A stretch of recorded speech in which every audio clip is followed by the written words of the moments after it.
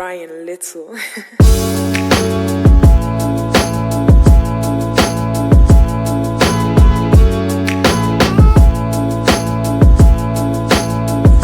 Going on today, you guys, bringing y'all another video. I wanted to thank y'all real quick before I start this video by saying thank you guys so much for the help and the input y'all gave me last video, man. You guys killed it. I was not expecting that to happen, and I thank you guys so much because I got a lot of good tips and a lot of good advice. Out of everything I received, I think the biggest thing I got out of it was start small, go big, if that makes sense. So start with the most common, smallest thing that can be causing it. So the cables. Alright, so I know I said I was gonna probably look into buying cables, but some people had some good points on the last video where they said, hey, just either cut a section out, re-crimp it with a new connector. Some people said just grind it up, clean up the new one with a grinder or some sandpaper, clean it up to get fresh metal exposed. That's actually the course of action I've taken. I don't know if you guys were able to notice it, but the terminals look a lot cleaner and they look really good from before. So I went ahead and did that, and I cleaned them up. I used my handy dandy wheel grinder with a little sanding wheel on it, and I went ahead and cleaned it up on the inside.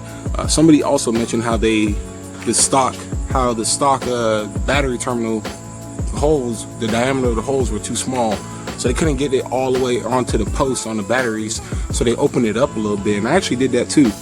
I didn't go a whole lot because, you know, I don't want it to be too big and then I can't clamp down enough, and now it's real loose on the terminal. So I went ahead and opened it up a little bit so that way it could seat all the way at the bottom of the post and get a nice clean connection. I cleaned up, there was a bunch of oxidation on the terminals and stuff, so I went ahead and cleaned all that up. You guys also saw I got the batteries charging over there on the chargers. I got the first one on, she's almost ready, and then I got the second one waiting to get put on. I had to get a jump today at work when I got off, so that was kind of fun. I got jumped by a 1500 Ram, so you know, it happens. But that is what I'm doing right now, you guys. I can give you guys real quick, let you know what I did. So over here I had a wire wheel, a little baby wire wheel on my little grinder, and I just cleaned this sucker up, man. I'm telling you, like, I just went clean.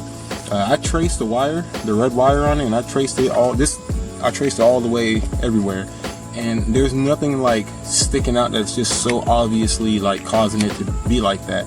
So my first thing is that I have poor connections. One, because it can't fully contact the post because of the size of the hole right here, and two, because it had a layer of just corrosion, just like a layer of gunk on it all the way around. So I went in there with that Dremel, or it's not a real Dremel, but you get what I'm saying. I went in there with that grinder and I cleaned up all in there, man. I was able to get a wire wheel, my little baby wire wheel on that one, but then it started to fall apart and broke, and I wasn't able to get it on the rest. So I went old school, started putting some elbow grease onto it. I'll show you guys this side. Put some elbow grease on it, cleaned it up with a regular old wire brush, and I'm telling you, man, night and day. Even down there, that sucker, I got that motherfucker cleaned up too.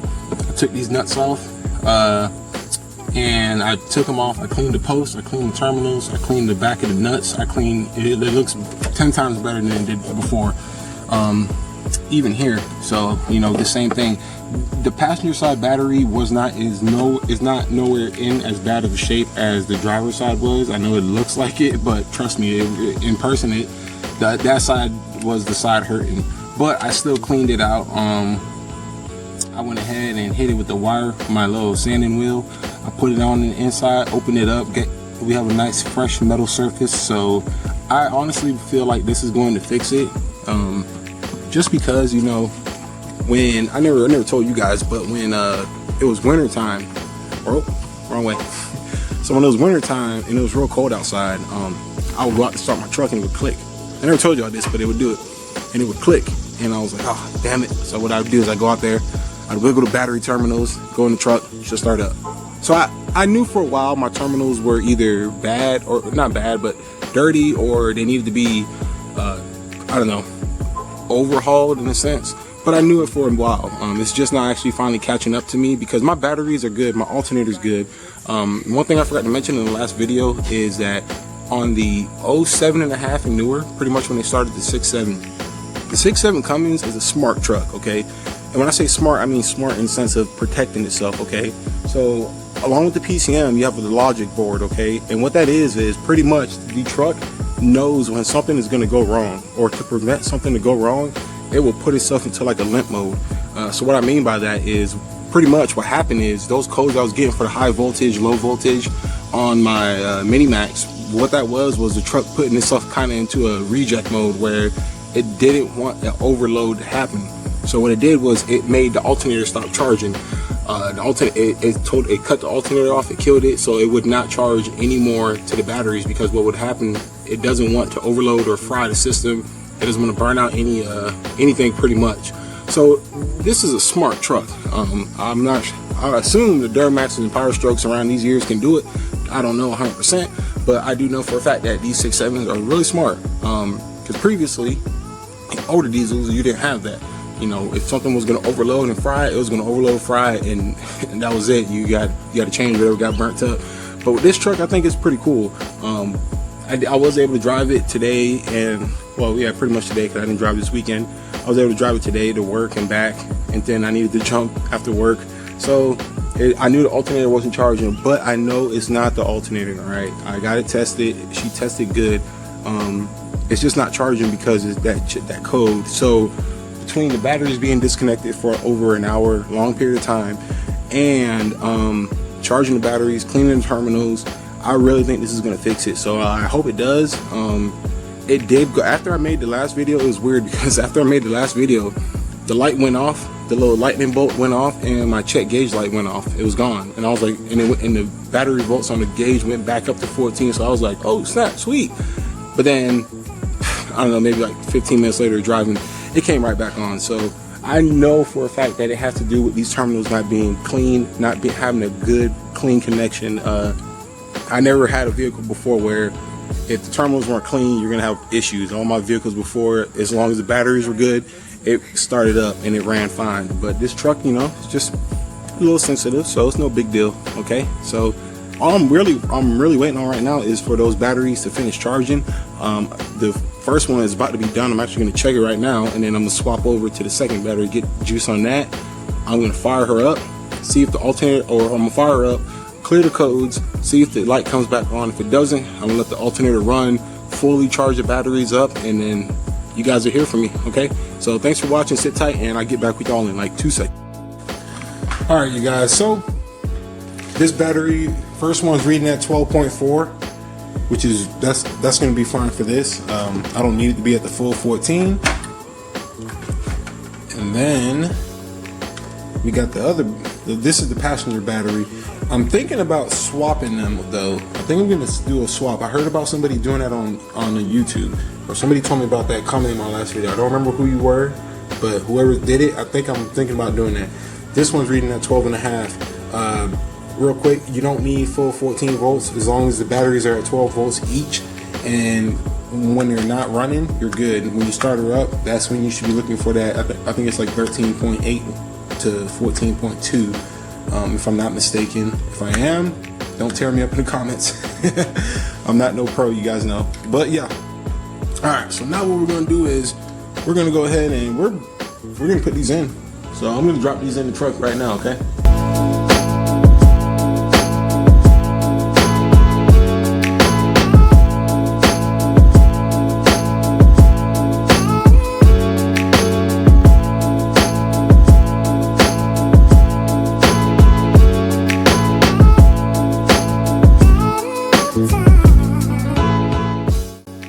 Alright, you guys, so I went ahead, put the batteries back in. I did swap them. So these batteries used to be on my driver's side, now they're on the passenger side. I just swapped over those side terminals for my air dog and positive negative. It looks a lot better. This side kind of fucked it up, but I can fix it. So pretty much what happened was I, as you can see, made the hole too big on this, so now it's too big for the post. I should have left this alone and just cleaned it barely. This one, it gets on, but it's just, I don't know. I'm gonna cut these off and get new ones. But in the meantime, let's see if something comes of it. Okay. All right, I need to get the windows down because it is hot as hell out here. I know I'm wearing sweatpants, but still. Okay. All right, let's see if she cranks on up for us. All right. Hopefully we get something, boys. Okay, alternator is going back up. The Mini Max is showing 13. Okay. She just needs some run time. No worries. Okay then. So, okay, well, the fact that went up, it went up to 13 and this jumped up too, I already feel good about this.